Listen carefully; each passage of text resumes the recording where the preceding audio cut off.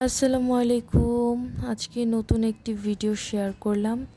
এই তো শুরুতে একটি কাঁথা দেখতে পাচ্ছেন। কাঁথাটি খুবই সুন্দর। সুন্দর কাঁথার উপরে কিছু অসুন্দর সেলাই।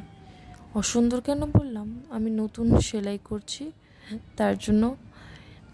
এই তো এখানে আম্মুও কাঁথা সেলাই করছে। হয়তো সবাই ভাবছেন বউ শাশুড়ি কি পাল্লা দিয়ে কাঁথা সেলাই করছে? আসলে এমনটা কিছুই না। আম্মু কাঁথা সেলাই করছিল, তো ভাবলাম আমিও একটি কাঁথা সেলাই করি। এই তো আম্মুর কাছ থেকে কাঁথা সেলাইটা শিখেছি, কেমন করে করতে হয়। আমি আগে পারতাম না, তো যতটুকু করি, যতটুকু পারি, যতটুকু শিখছি, সব কিছুর জন্য আলহামদুলিল্লাহ। এই তো বাইরে খুব অন্ধকার, কিচ্ছু দেখা যাচ্ছে না। তো হবেই না কেন, কারণ অনেক রাত হয়েছে। রাত প্রায় 1:31 বাজে। এই সময় হাজব্যান্ড এসে বলছে আমার কিছু খেতে ইচ্ছে করছে। আমি বললাম কি খেতে ইচ্ছে করছে?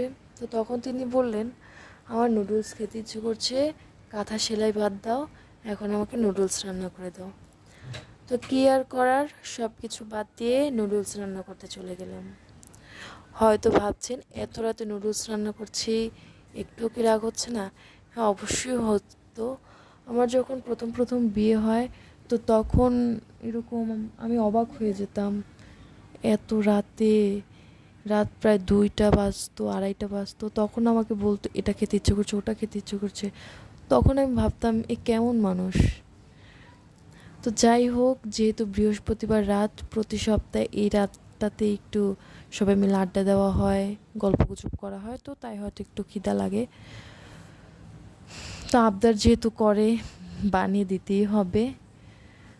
তো সব কিছু আসলে অভ্যাস হয়ে গিয়েছে সময়ের সাথে সাথে।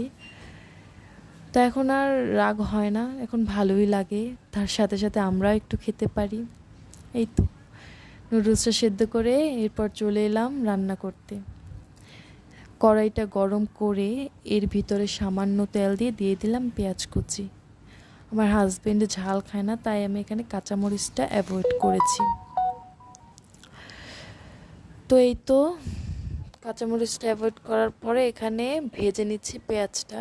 পেঁয়াজটা আমি খুব সুন্দর করে ব্রাউন কালার করে ভাজবো। তো ভাজা শেষ, এরপর একটা বাটিতে আমি একটা ডিম ফেটিয়ে নিচ্ছি। ডিমটাকে ভালো করে ফেটিয়ে নিয়ে এরপর এটা আমি কড়াইতে দিয়ে দেব।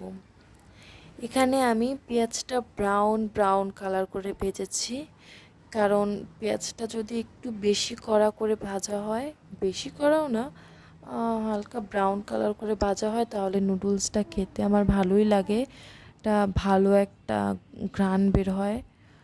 তো এই তো ভাজা শেষ করে এরপর এর ভিতরে আমি দিয়ে দিলাম নুডলসের মশলাটা। নুডলসের মশলা দেওয়ার পরে খুব ভালো করে ভেজে নিচ্ছি।